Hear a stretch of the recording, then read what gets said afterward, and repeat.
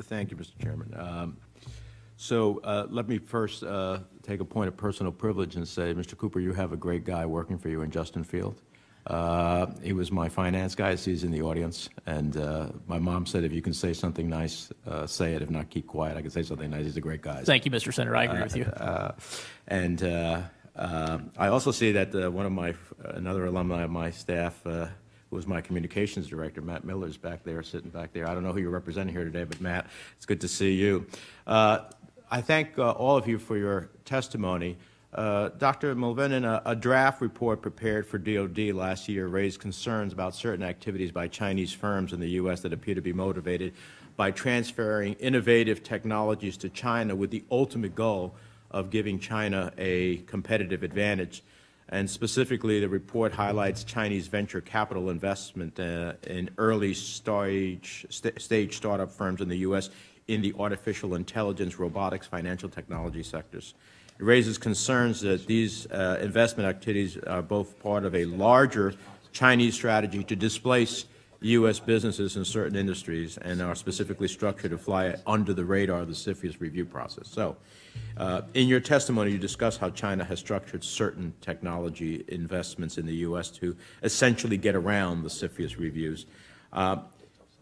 What are the vehicles or investment structures that they're using to do this? And in your opinion, what steps should the committee consider to ensure that those types of efforts are actively monitored, tracked, reviewed, and when appropriate, done so by CFIUS? Thank you, Senator. Well, in fact, if you look at artificial intelligence, you can go all the way down my structure of China's comprehensive strategy and pick off the pieces of each one. China has a national industrial planning strategy for artificial intelligence development, including the corresponding military artificial intelligence development. They have a massive subsidy system set up, structured in a way that evades the current WTO restrictions on state subsidies. They've identified national champion companies within China that they want to be leaders on artificial intelligence. They've designed laws and regulations that insist on data localization such that those artificial intelligence efforts, that critical intellectual property data has to be stored in China if that work's going to be done there. They have a domestic standards regime that they're using as a trade weapon in order to leverage, using market access in China to leverage technology transfer for multinationals. And then they have state-backed investment vehicles focused on artificial intelligence investments. So how do we respond to that? Well, first of all, recognizing that it is a comprehensive strategy rather than the individual actions of self-interested financial actors, which was our first cut at the problem, and recognizing that, as Dr. Huffbauer would say, that there's unfortunately on our side a realization that we're not investing enough. So let me always say that we need to do more investment on our side in artificial intelligence rather than simply block Chinese efforts to invest in artificial intelligence in the United States. And we're woefully inadequate on that front.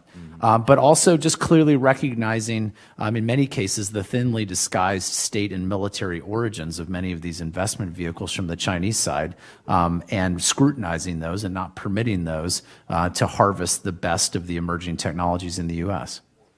Thank you. Let me ask you this. The legislation being discussed today includes a provision that would make mandatory CFIUS filings for transactions that involve certain investments by state-owned enterprises.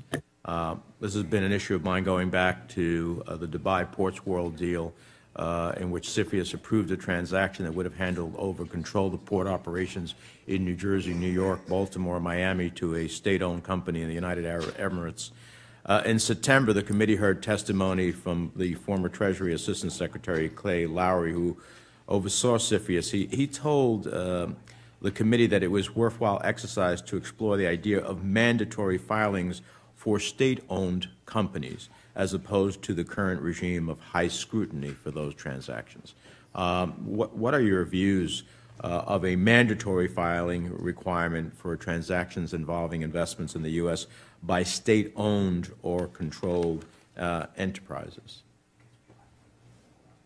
Well, with the caveat, as I said earlier, that that under the current Chinese political and legal system, principally given Chairman Xi Jinping's assertion that there needs to be greater Communist Party penetration even into private enterprises in China, there is an element of it that's a false distinction, given the Chinese government's ability to reach into private companies and get access to technologies.